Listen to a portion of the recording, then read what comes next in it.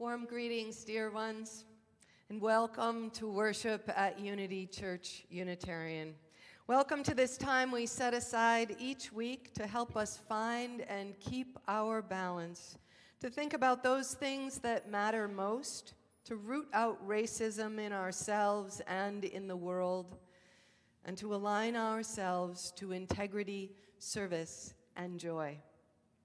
As we reach out from the sanctuary, we too miss being together in person. Despite the limitations, we hope you will enter in as fully as you can. Light a chalice, speak and sing along, call out the names of those in need. Let worship have its way with you until we are together again. Today's worship will be something of a new experience for all of us. And I invite you to join in a spirit of wonder, curiosity, and discovery as we blend our live music and words from the sanctuary here in St. Paul with video excerpts recorded on a recent tour of several sacred sites of the Dakota people. This tour took place a week and a half ago, not far from this church. It was led by the Reverend Jim Bear Jacobs, who is Director of Racial Justice for the Minnesota Council of Churches and the founder and leader of the Sacred Sites Tours. The 15 Unity members who attended practiced safe distancing, and member Will Homeyer video recorded much of this tour, and you will be seeing portions of that in today's service. We will share those few small excerpts from the Sacred Sites Tour in a contemplative exploration of the sacred power of place, of stories, of truth, and of broken trust. We will travel in time and place, asking each of us to assimilate these pieces in creating a larger, longer story that includes us all, wherever you are today. I hope you'll also join me this Wednesday evening when the Reverend Jim Bear Jacobs will be with us on Zoom for an online discussion of what communities of faith like ours can do to begin the long journey toward restored relationship and trust between indigenous peoples and white settlers. Information about that program and a registration link can be found on our webpage at unityunitarian.org. Many thanks to the Reverend Jim Bear Jacobs for sharing his stories, his knowledge, and presence with us. To Will Homeyer, assisted by Jeff Sullivan, for recording parts of the Sacred Sites Tour on video, and to our full creative and technical worship team on site today for so ably and flexibly assembling this service, and to you joining us today on this journey of discovery. After today's worship, whether this is your first time with us or you've been here your whole life, you're invited to participate in a virtual Zoom coffee hour where we share a bit of our lives with each other and get to know one another more deeply. Stay for just a few minutes or up to 45 minutes to connect with one another in smaller breakout rooms. Information about how to participate is available on our homepage, and the link to coffee hour will be shared at the end of this service. If you'd like to learn more about Unity Church and Unitarian Universalism, we also invite you to participate in Finding Yourself at Unity, which happens today at 1 p.m. online. This week's one-hour class will offer a question and answer session with Unity's senior ministers. Our October Touchstone event, which is when we find a way to safely meet one another on the grounds of the church here, is an open invitation to all of you to come to the church next Saturday, October 24th, to help build an altar celebrating democracy. The lobby, parish hall, and sanctuary will be open from 10 a.m. to noon, and you are invited to bring a symbol, a picture, or can be a picture of a relative or a public figure who has been a fighter for or a defender of democratic rights around the globe. Favorite quotes are also welcome. Members of the Unity Church staff will be on hand to greet you and to ensure safety protocols are observed. We hope to see you and your entire family soon. Then, on the next day, Sunday, before election, we welcome the Reverend Ashley Horan, Organizing Strategy Director for the Unitarian Universalist Association, to our pulpit. During a service entitled A More Perfect Union, Ashley will be joined by Worship Associate Jake Reuter for an exploration of our current moment and what our faith offers and compels us to do in these times. Once again, welcome to Unity Church. It is a gift to share this time together.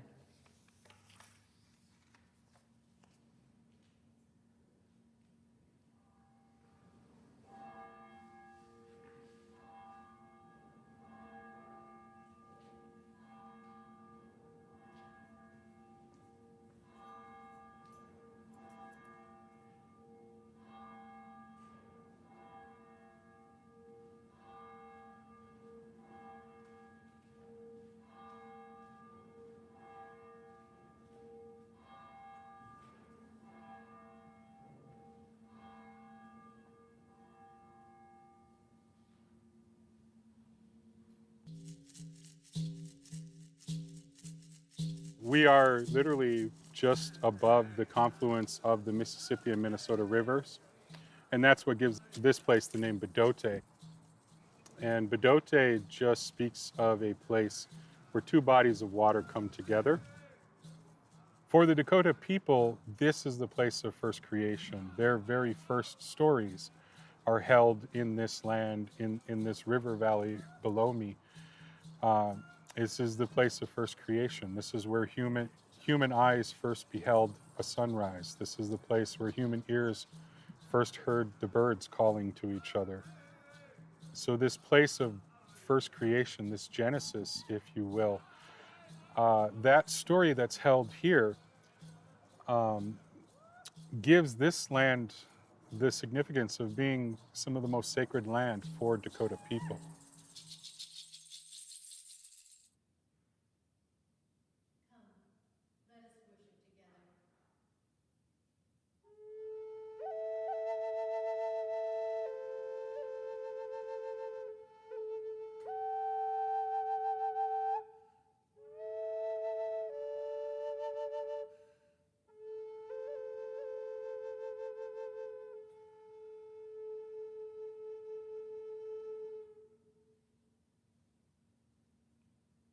In these rivers, on these lakes, Bidewakantonswan saw the sky. North of here lies Bedote, center of the earth. Through their songs, the wind held on to visions. We still help Earth walk her spiral way, feeling the flow of rivers and their memories of churning and change. Circle on circle supports us. Beneath the tarmac and steel in St. Paul, roots of the great wood are swelling with an energy no one dare betray. The White Cliffs, Iminizaska, know the length of Kangichistin's tears. He believed that words spoken held truth and was driven into hunger. Beneath the cliffs, fireflies flickered through wide swaths of grass. Oaks grew on savannas, pleasant in the summer winds where deer remain unseen. These rivers remember their ancient names. Hahawakapa, where people moved in harmony thousands of years before trade became more valuable than lives. In their songs, the wind held on to visions. Let's drop our burdens and rest. Let's recognize our need for awe.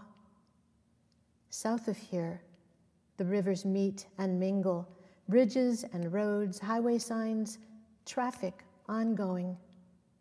Sit where there's a center and a drum.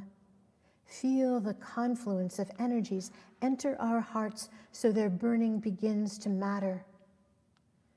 This is Makakokayayan, the center of the earth.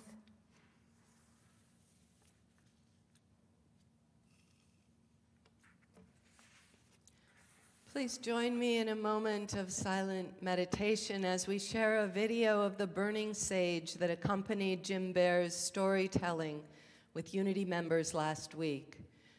As the smoke rises from the sage on your screen, let your thoughts and your breath settle, remembering you are not alone, but joined in meditation, in silence, and solidarity by your siblings in faith. Our shared prayers for justice and peace ever rising.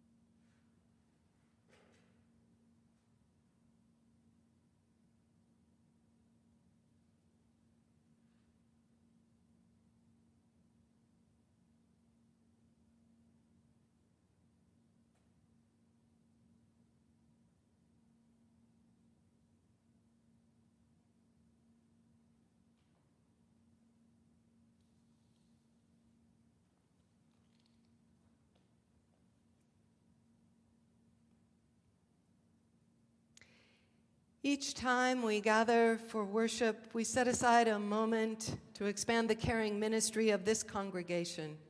Together, we recognize the cycle of life and death, the circle of love, compassion, and witness that is at the center of this and every sacred community. We stand with parents and teachers and all those whose primary spiritual practice is caring for children, with those who live with grief or chronic pain, with illnesses seen and unseen, with mental disability or addiction.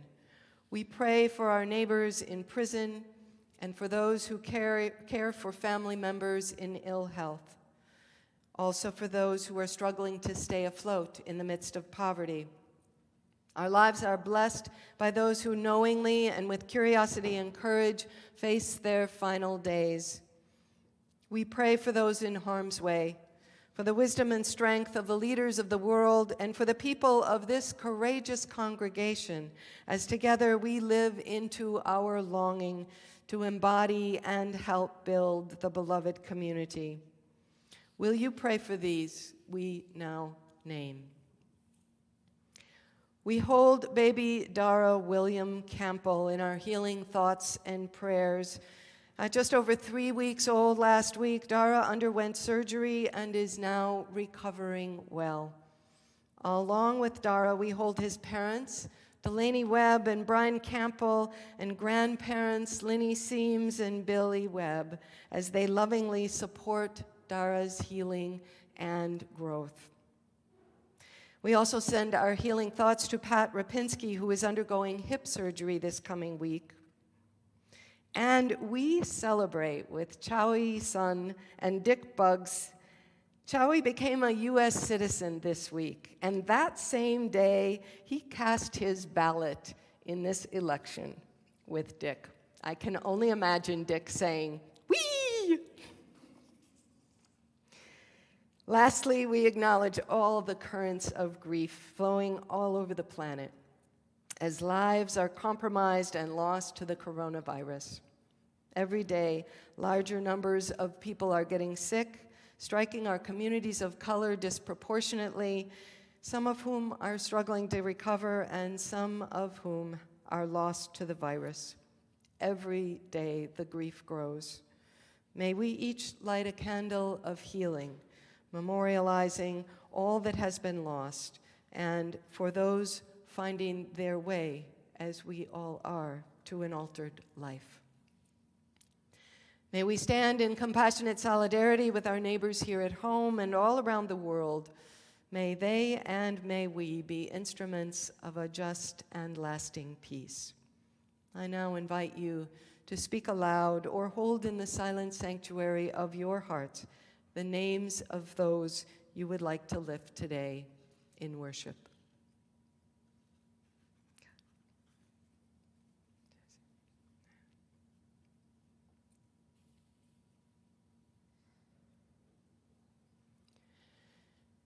And will you pray with me? Holy One, source of all being and promise of all our becoming, we gather in time today because we cannot, during this pandemic, safely gather in this beloved sanctuary.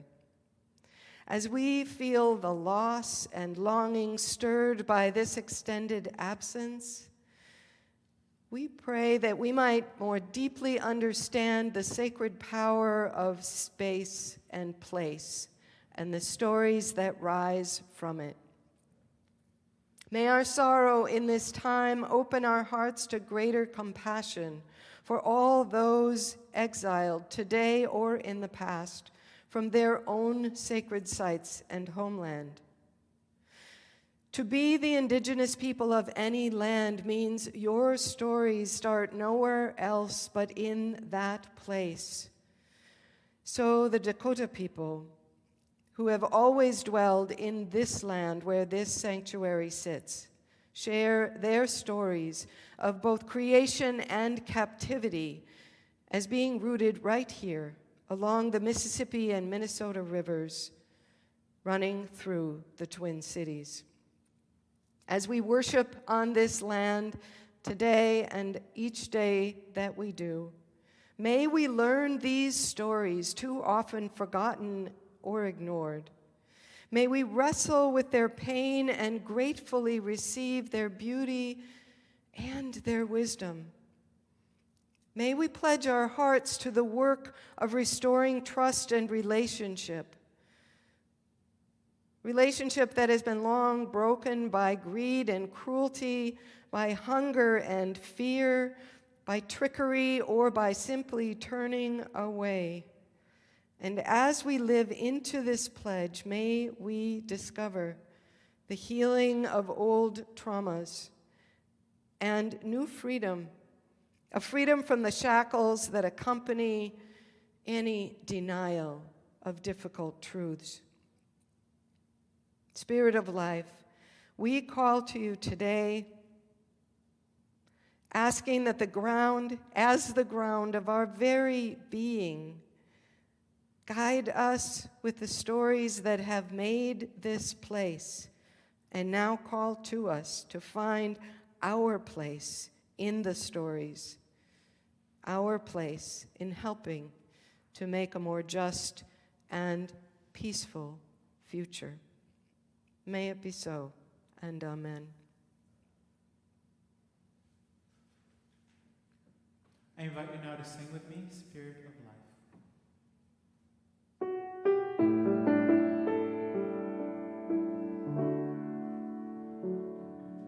Spirit of life, come unto me, sing in my heart all the stirrings of compassion. Blow in the wind, rise in the sea, move in the hand, giving life the shape of justice. Roots hold me close, wings set me free. Spirit of life, come to me, come to me.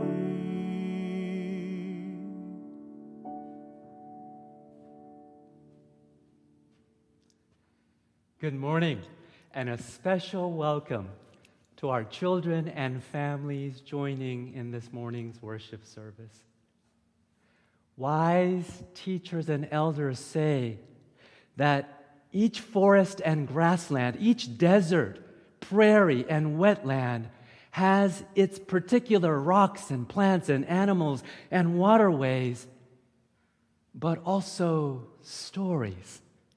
Each place with its particular story connecting people to the place, to ancestors, and to the sources of life itself.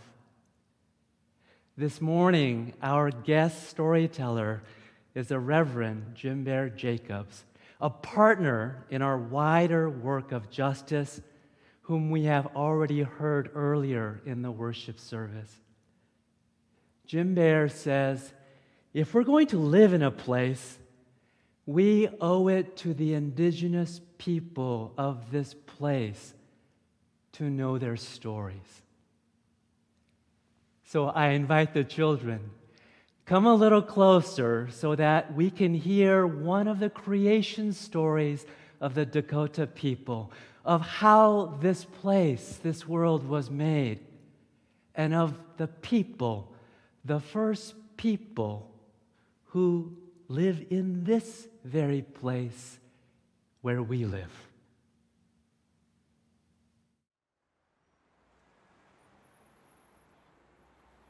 This valley, for as long as story holds, has been a place of incredible sacred story for Dakota people. One version of the Dakota creation story says that the Creator reached into the stars in the heavens and pulled material out of the stars and used that material to mold and shape two-legged beings. And those two-legged beings emerged to the surface of the earth in this valley where the waters come together, so that the first light to enter human eyes was the sun rising over the eastern river bluffs. The first sound to enter human ears were the birds in this valley as they greeted each sunrise. The first marks made into the mud by a human footprint were laid into this mud in this valley. This is a place of birth, life, creation, and Genesis. And that story, that song of creation, still echoes through this valley today.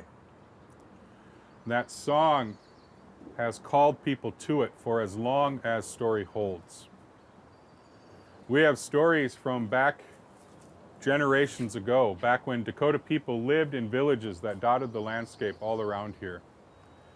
We have stories that when the women of those villages would reach full term in their pregnancy, so 37, 38 weeks pregnant, and maybe she lived in a village that was 2 or 3 days away on foot.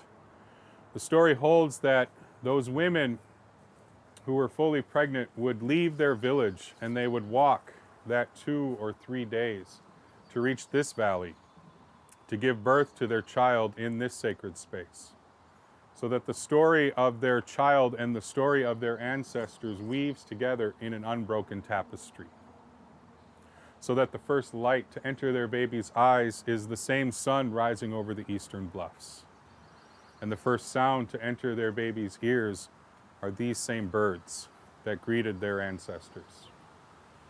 This is a place of birth, life, creation, Genesis. Now, I have 4 young children, which means my wife has been 38 weeks pregnant 4 times throughout her life. And I can tell you from firsthand experience that it would need to be a hell of a song to get her to walk for 3 days and then go through the task of giving birth beyond that. But these women routinely did that because this valley, this place, called out to them. This is a place of birth, life, creation, Genesis.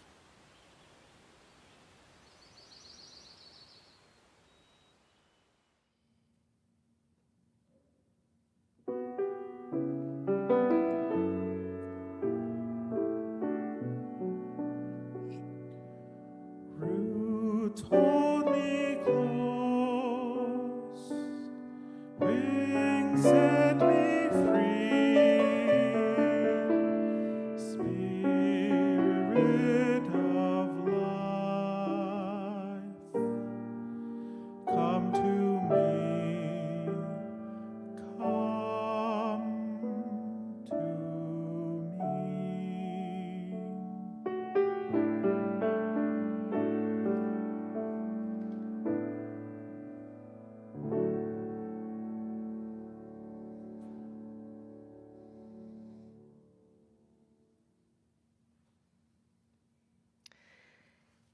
Every year in the autumn, we at Unity Church renew our financial support by pledging to the operating and capital needs of this congregation.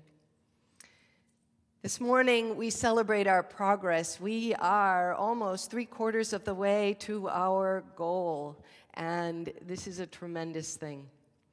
If all of the remaining people who pledged last year were to renew those pledges, we would meet our goal.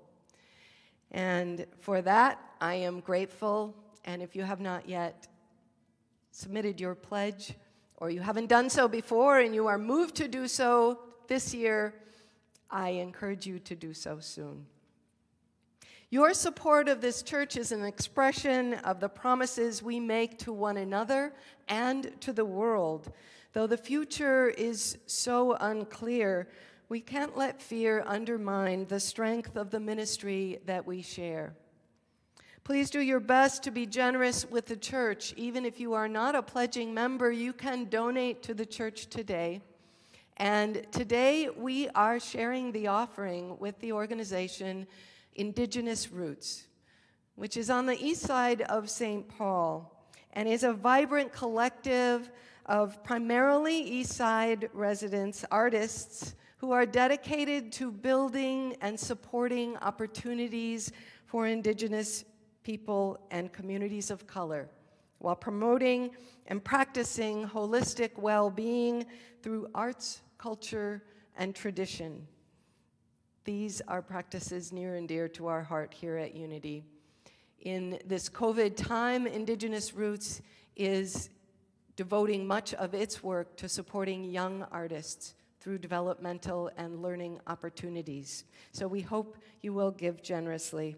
During the offering musical interlude, you can visit Unity's homepage and follow the link in the order of service to make a donation online, or get out your checkbook, write us a check, and do the old-fashioned thing. Put a stamp on it and send it to us. It will all go to support the cause. Thank you.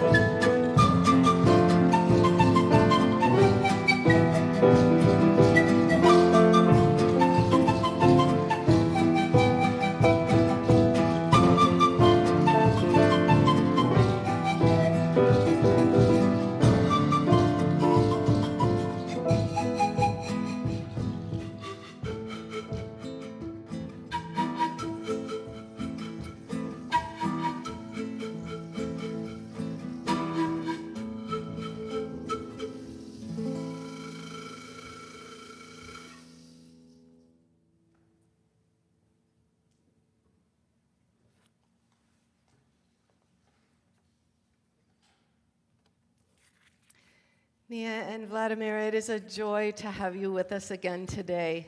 And I remember well last year when you two, Azina Yuko, were our artists in residence, and we danced right here. And so thank you for bringing your music and your energy. And it's you three together play so beautifully.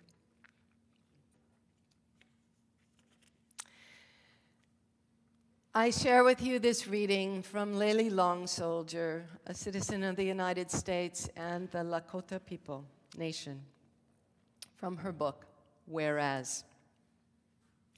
I did not desire in childhood to be a part of this, but desired most of all to be a part, a piece, combined with others to make up a whole, some but not all of something. In Lakota, it's hanke, a piece or part of anything, like the creek trickling behind my aunt's house where Uncle built her a bridge to cross from bank to bank, not far from the grassy clearing with 3 teepees, a place to gather. I think of plains winds, snowdrifts, ice, and limbs, the exposure. And when I slide my arms into a wool coat and put my hand to the doorknob, ready to brave the sub-zero dark, someone says, "Be careful out there. Always consider the snow your friend. Think badly of it, the snow will burn you." I walk out, remembering that for millennia we have called ourselves Lakota, meaning friend or ally, this relationship to the other, some but not all, still our piece to everything.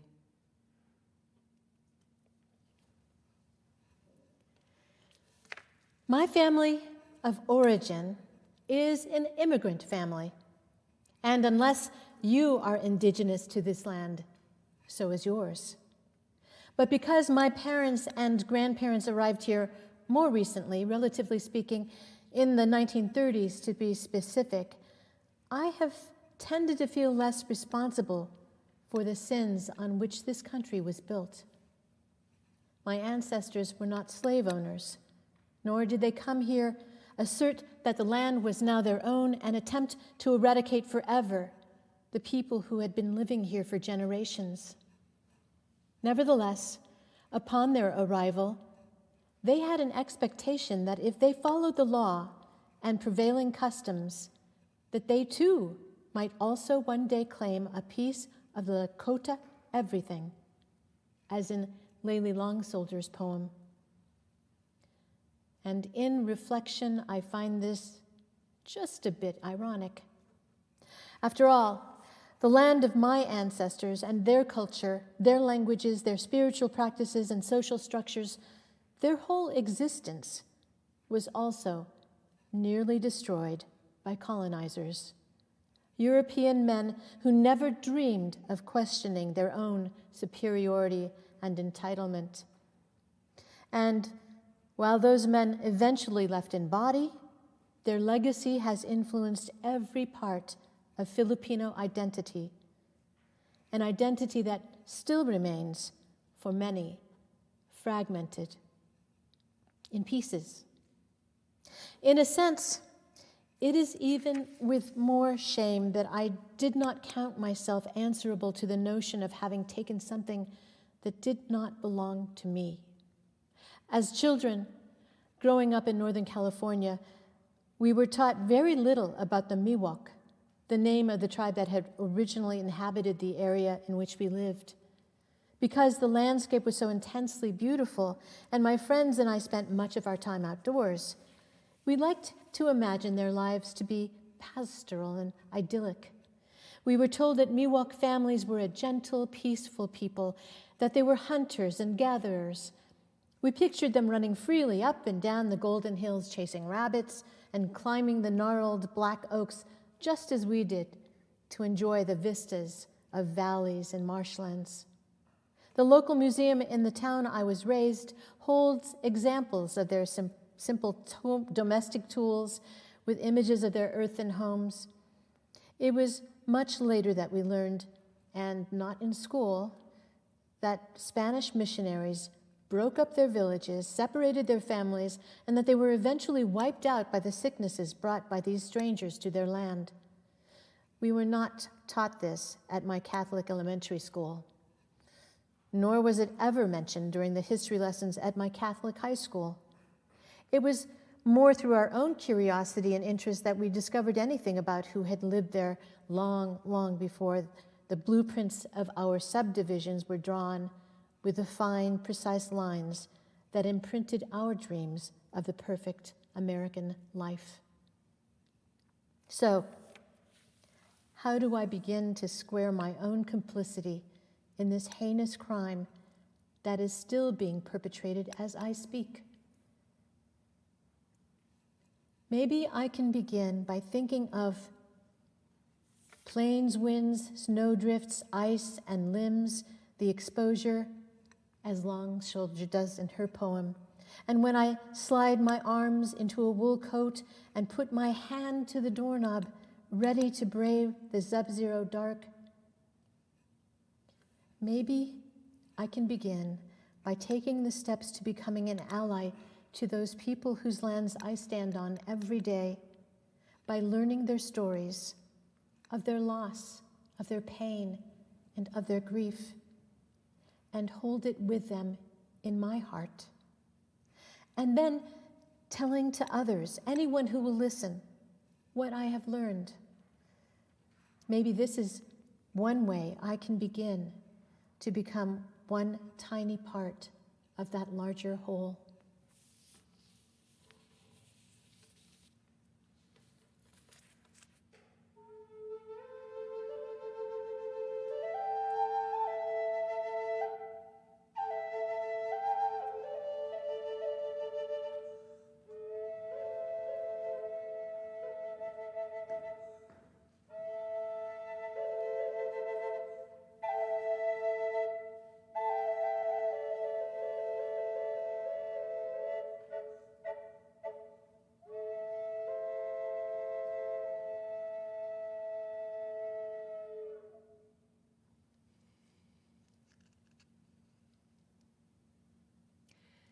An excerpt from a piece titled 38 by Lia Long Soldier.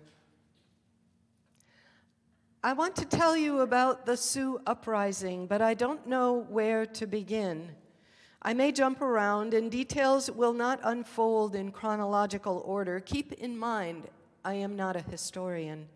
So I will recount facts as best I can, given limited resources and understanding. Before Minnesota was a state, the Minnesota region, generally speaking, was the traditional homeland for Dakota, Anishinaabe, and Ho-Chunk people. During the 1800s, when the U.S. expanded territory, they purchased land from the Dakota people as well as other tribes. But another way to understand that sort of purchase is Dakota leaders ceded land to the United States government in exchange for money and goods, but most importantly, the safety of their people. Some say that Dakota leaders did not understand the terms they were entering, or they never would have agreed. Even others call entire negotiations trickery. But to make whatever was official and binding, the U.S. government drew up an initial treaty. This treaty was later replaced by another, more convenient treaty, and then another. I've had difficulty unraveling the terms of these treaties, even given the legal speak and congressional language. As treaties were abrogated, broken, and new treaties were drafted, one after another, the new treaties often referenced old defunct treaties, and it is a muddy switchback trail to follow. Although I often feel lost on this trail, I know I am not alone. However, as best as I can put the facts together, in 1851, Dakota Territory was contained to a 12-mile by 150-mile long strip along the Minnesota River. But just 7 years later, in 1858, the northern portion was ceded, taken, and the southern portion was conveniently allotted, which reduced Dakota land to a stark 10-mile tract. These amended and broken treaties are often referred to as the Minnesota Treaties. The word Minnesota comes from Mini, which means water, sota, which means turbid. Synonyms for turbid include muddy, unclear, cloudy, confused, and smoky. Everything is in the language we use. For example, a treaty is essentially a contract between two sovereign nations. The U.S. treaties with the Dakota Nation were legal contracts that promised money. It could be said this money was payment for the land the Dakota ceded for living within assigned boundaries, a reservation, and for relinquishing rights to their vast hunting territory, which, in turn, made Dakota people dependent on other means to survive: money. The previous sentence is circular, which is akin to so many aspects of history. As you may have guessed by now, the money promised in the turbid treaties did not make it into the hands of Dakota people. In addition, local government traders would not offer credit to Indians to purchase food or goods. Without money, store credit, or rights to hunt beyond their 10-mile tract of land, Dakota people began to starve. The Dakota people were starving. The Dakota people starved. In the preceding sentence, the word starved does not need italics for emphasis. One should read, the Dakota people starved, as a straightforward and plainly stated fact. As a result, and without other options but to continue to starve, Dakota people retaliated.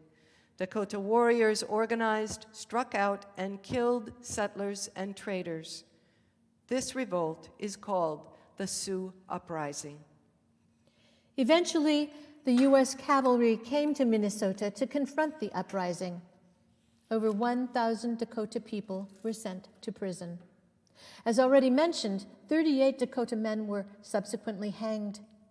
After the hanging, those 1,000 Dakota prisoners were released. However, as further consequence, what remained of Dakota territory in Minnesota was dissolved, stolen. The Dakota people had no land to return to. This means they were exiled. Homeless, the Dakota people of Minnesota were relocated, forced, onto reservations in South Dakota and Nebraska. Yet, I started this piece, which I do not consider a poem or work of fiction, because I was interested in writing about grasses. So there is one other event to include, although it's not in chronological order, and we must backtrack a bit. When the Dakota people were starving, as you may remember, government traders would not extend store credit to Indians. One trader, named Andrew Myrick, is famous for his refusal to provide credit to Dakotas by saying, "If they are hungry, let them eat grass." There are many variations of Myrick's words, but they are all something to that effect. When settlers and traders were killed during the Sioux Uprising, one of the first to be executed by the Dakota was Andrew Myrick. When Myrick's body was found, his mouth was stuffed with grass. If I am going to live in a place, I owe it to the indigenous people of this place to know that story. And it is a beautiful, it is a rich, incredible story.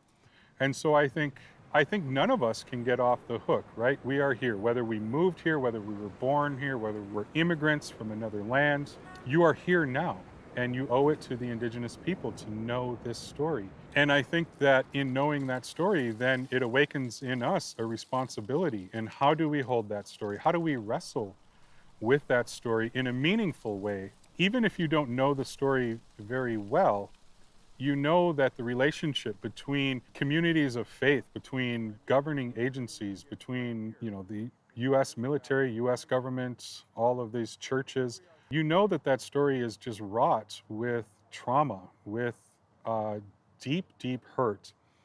And when we begin to hear those stories, when we begin to understand that we hold a place in those stories, then we can truly begin with integrity to wrestle with what do we do with those stories. Many of those roads went in the 40s, and they also needed good dirt for that construction project, and they started taking more material off the top of this hill. It means that, yes, they were routinely uncovering human remains.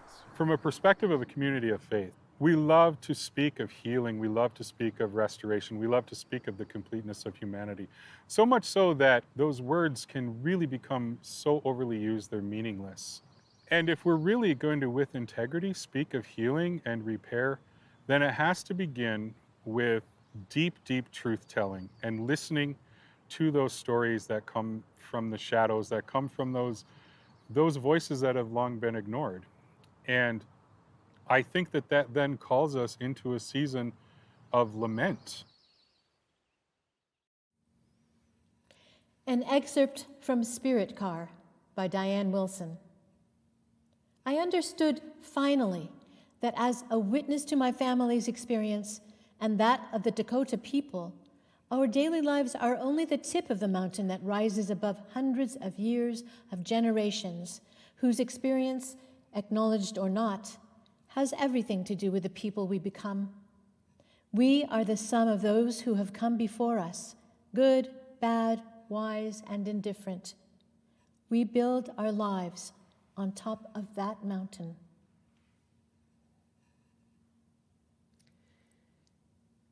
It can be tempting to turn away from the stories of suffering and sorrow, stories of broken promises and trust, whether they are our own stories or those of others.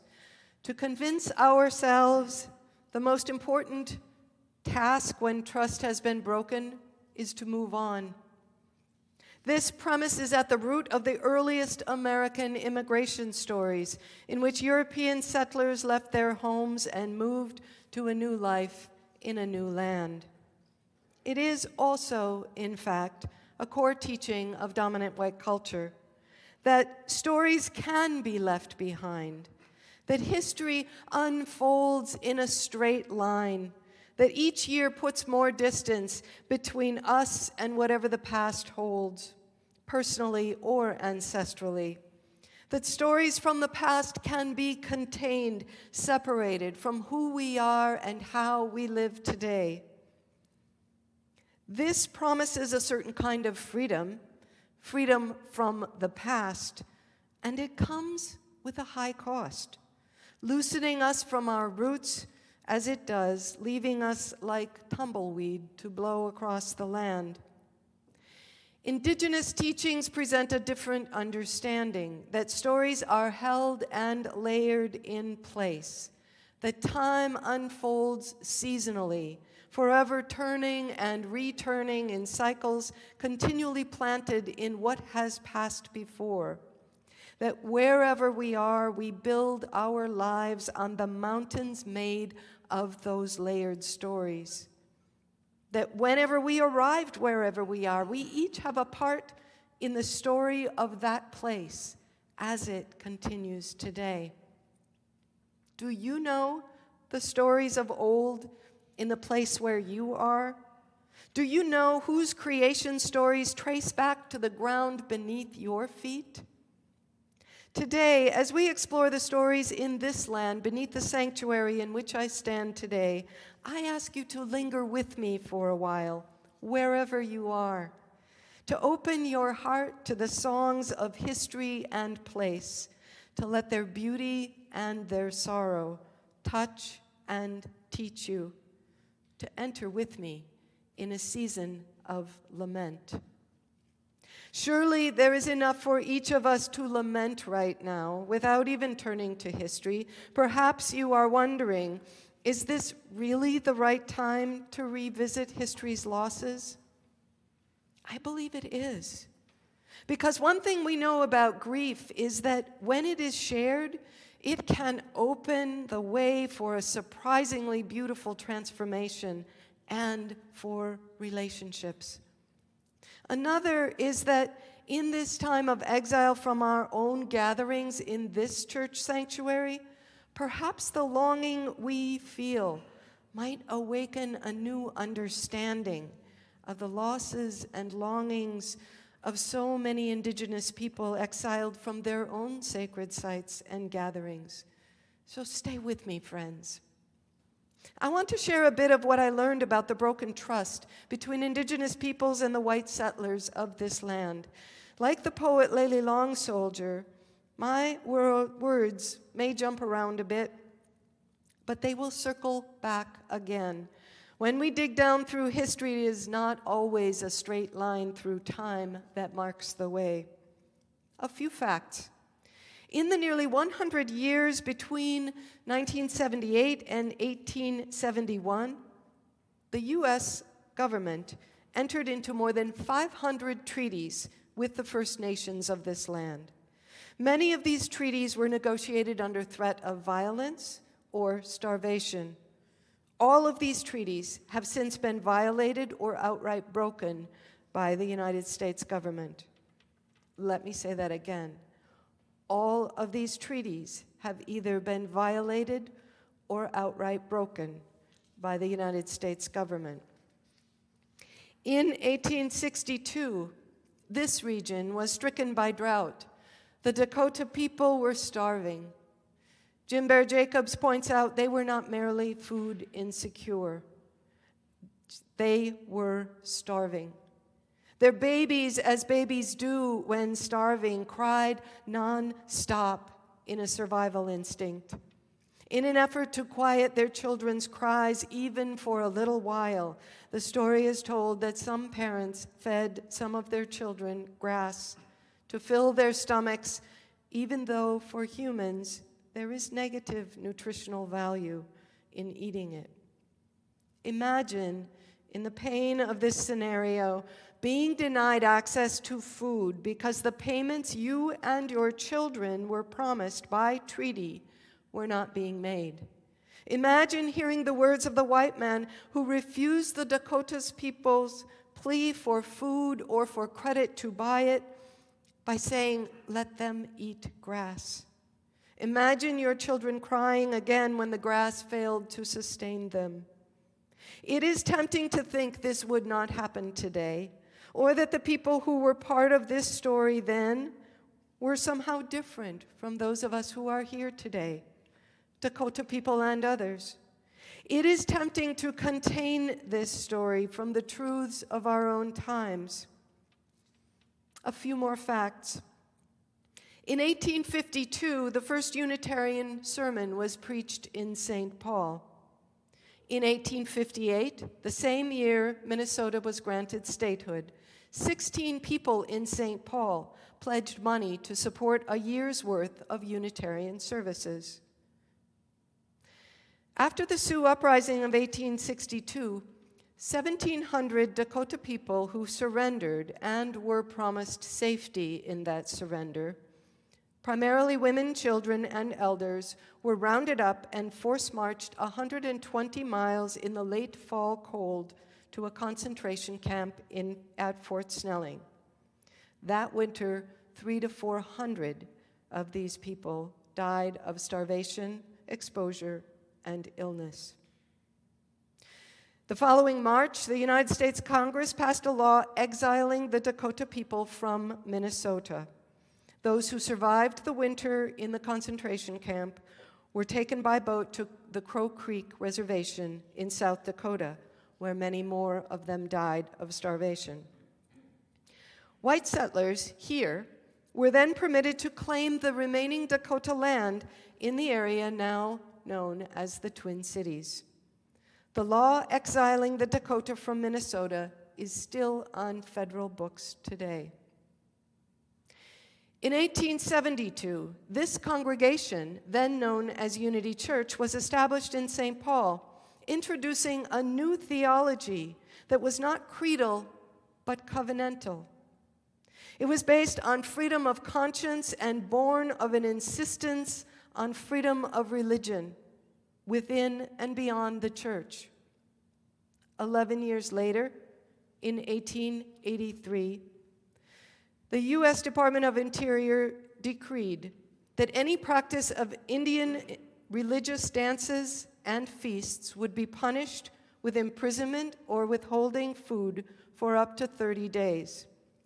Any indigenous medicine man convicted of encouraging others to follow traditional practices was to be imprisoned for at least 10 days or until he could provide evidence that he had abandoned his beliefs. Not until 1978, almost 100 years later, was the American Indian Religious Freedom Act passed, protecting indigenous religious practices. Today, about 4,000 Dakota people live in Minnesota, still technically exiled by federal law. I've read that an estimated 8 fluent speakers of the Dakota language remain. Faith Spotted Eagle is a Dakota activist and trauma expert.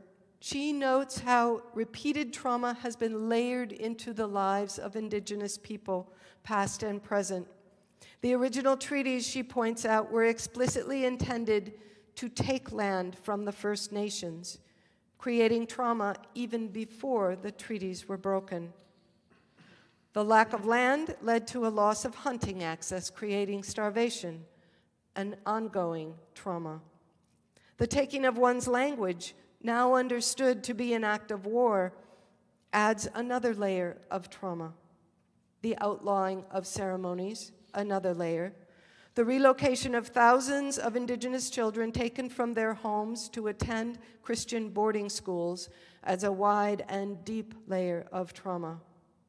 As these traumas have been sedated with drugs and alcohol, addiction adds more trauma, breeding violence, and yet another layer of trauma. I tell you this to invite you into a season of lament. I tell you this to ask you to join me in wrestling with the painful truths layered in the ground beneath our feet. As Faith Spotted Eagle says, this truth-telling is the only place to begin, but it need not be a place of despair. For Native people, she says, the objective of the truth-telling is to heal. For non-Native people, it offers a new kind of freedom, a liberation, she says, from the denial that has contained these stories far too long. Moving slowly at the speed of trust, we can only begin here, where trust was broken and is broken still. I hope you will join me this Wednesday evening for a program and discussion with Jim Bear Jacobs to better understand what here means to this community of faith.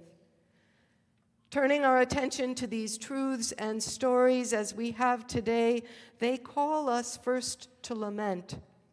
But keep digging, friends. Follow the seasons faithfully around and again. One day, with hearts broken open by sorrow that transforms into compassion, we might hear anew or again the song that says, "This is a land of birth, life, Genesis, and creation." May it be so, and amen.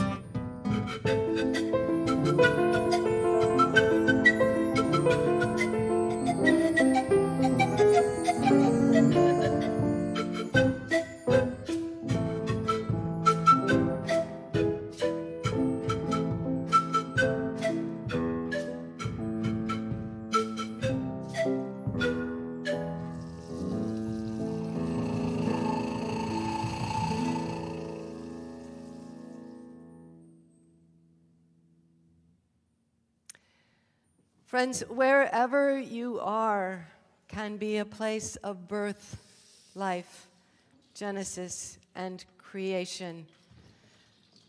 May you open your heart to the stories layered in the ground beneath your feet.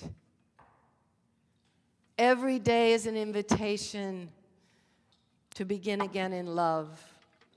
Let us accept that invitation and each find our part in the story unfolding now.